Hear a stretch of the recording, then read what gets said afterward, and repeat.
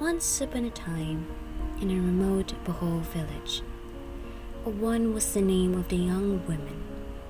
One is a lovely, kind young woman who is the sole child in her family.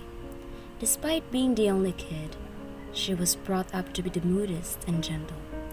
Bukid is one's closest friend. They had been close friends since they were young children, till they entered adolescence. One's full opposite was Bukid.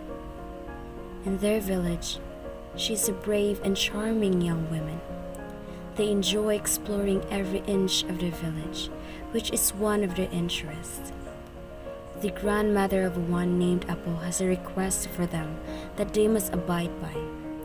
Because of their insatiable curiosity about a variety of subjects, Apo warned Uwan and Bukid, she said. Both of you are forbidden to climb the highest mountains in this community. The long-held local believes that the mountain is cursed and guarded by evil spirits, according to which anyone who climbs it will never return alive. Uwan, Bukid, you two young women should follow what I said, because it is for your own safety. Understood? We promise, Apo. One day, Bukid helped Uwan collect cacao from the large garden so she could make chocolates. Uwan, come on.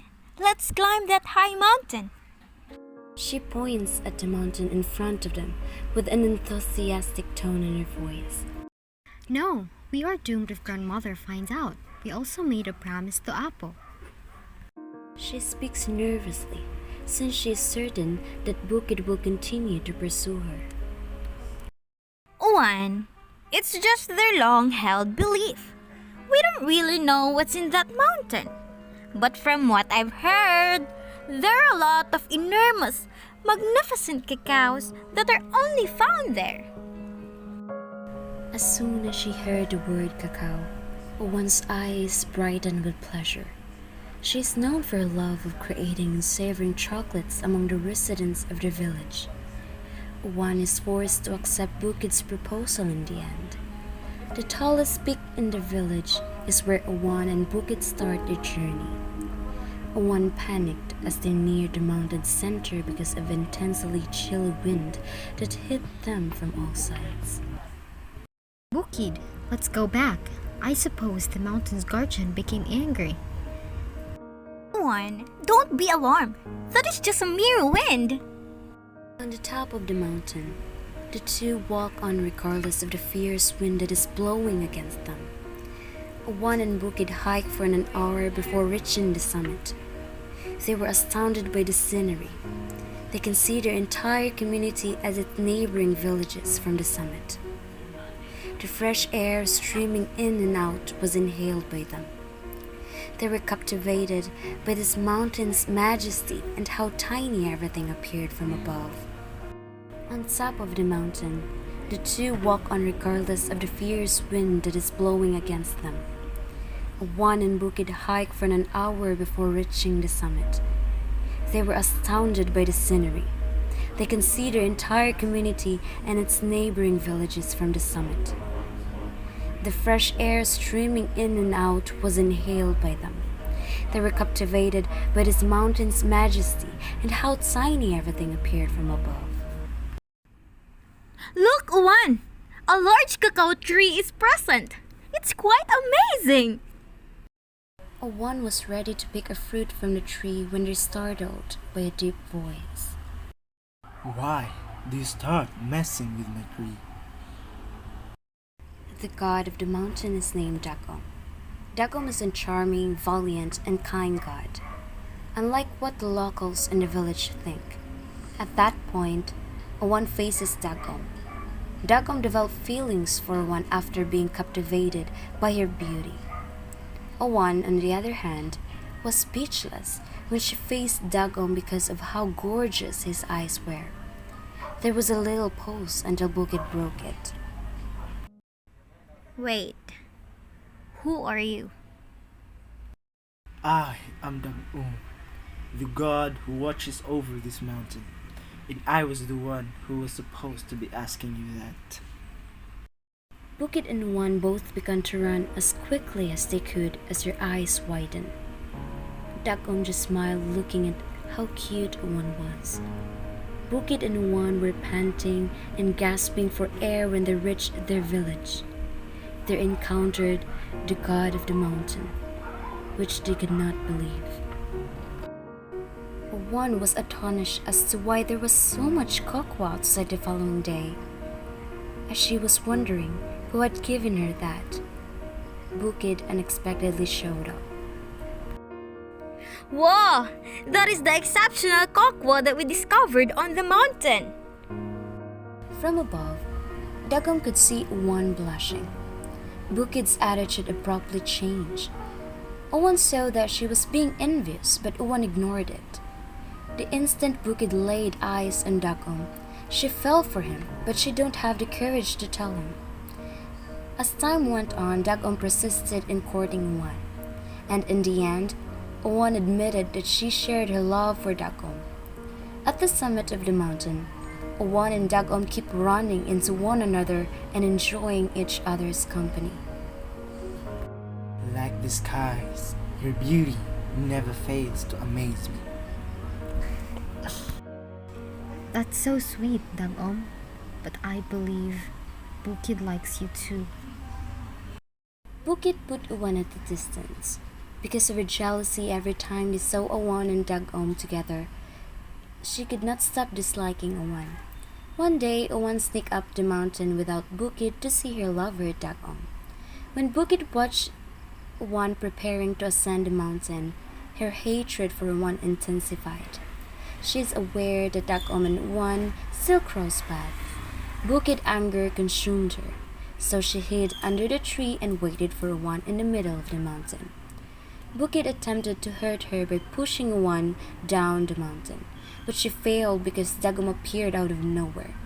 Dagom confronted Bukid. What are you trying to do?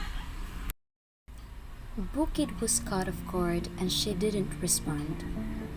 Bukid bows down her head as she was guilty and driven by her jealousy.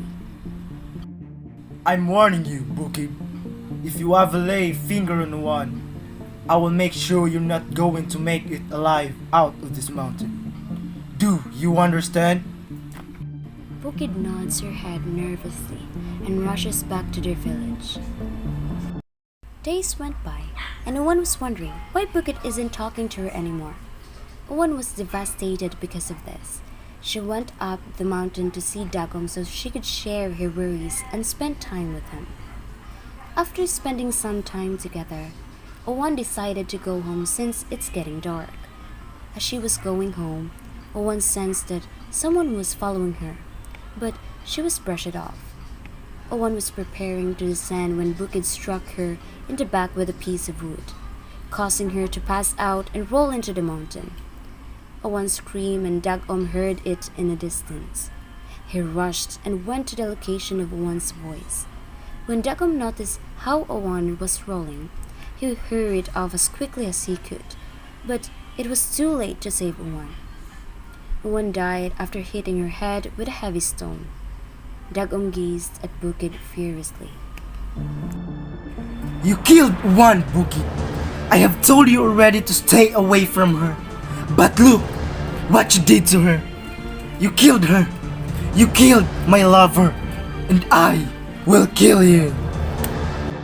Bukid returned to her senses and understood what she had just done. What did I do? Juan, I'm so sorry. Juan, please, please wake up. Wake up. Juan, Juan, Juan! Dagom was burning with anger. He exploited his authority without hesitation. As the god of this mountain, I command all the trees and plants and end her life miserably. The entire plants and trees' roots in the mountain encircled Bukid's body. Tears are streaming from the eyes of Dagom as he cried and said, As the roots encircles your body. You will taste the torture gradually until your body scatters into pieces. Ah! Ah! Spare my life, Dago! I was not in my right mind earlier. I'm so sorry. Please, please forgive me. I'm so sorry. Dagom exerts all of his strength to such an extent that the mountain begins to crumble. Bukid's parts were dispersed all over the place and planted by the mountain's fragments. As a reminder of one's love of chocolate, Dagom created a shade of brown on sunny days, and even when the sky is under a state of mourning, the color green, which is reflected in rain, represents optimism. Later on, the bodies of bukid that have been planted grew larger over time, and that is now the famous chocolate hills from Bohol.